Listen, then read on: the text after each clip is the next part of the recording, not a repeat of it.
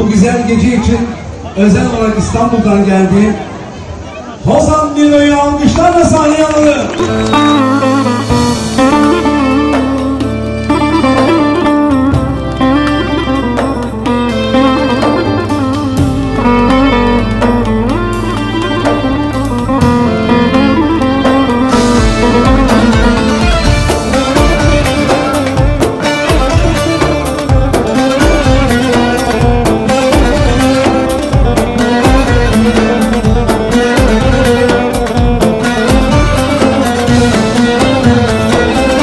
İçim ağlar, ben gülerim, ezan eder, ben dersizim.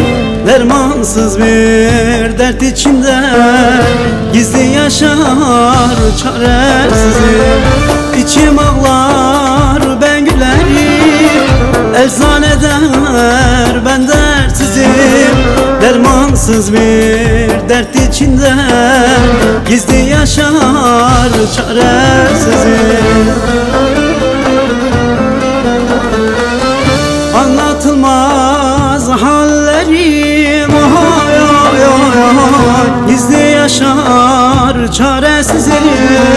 Bir bilinmez yol içinde gizli yürür çaresizim. Anlatılmaz hallerim, gizli yaşar çaresizim. Bir bilinmez yol içinde gizli yürür çaresizim.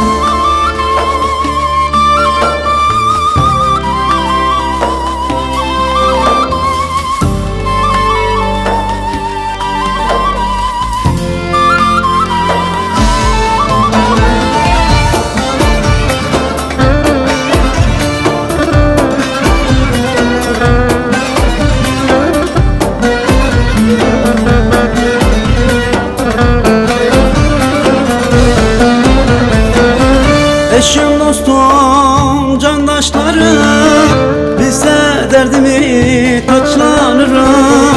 Dünya bana yangın yeri, gizli yanar çaresizim.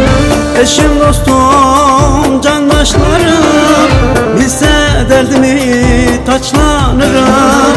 Dünya bana yangın yeri, gizli yanar çaresizim. Anlatılmaz hallerim, oy oy oy oy, gizli yaşar çaresizim. Bir bilinmez yol içinde gizli yürür çaresizim. Anlatılmaz hallerim, gizli yaşar çaresizim. Bir bilinmez yol içinde gizli yürür çaresizim.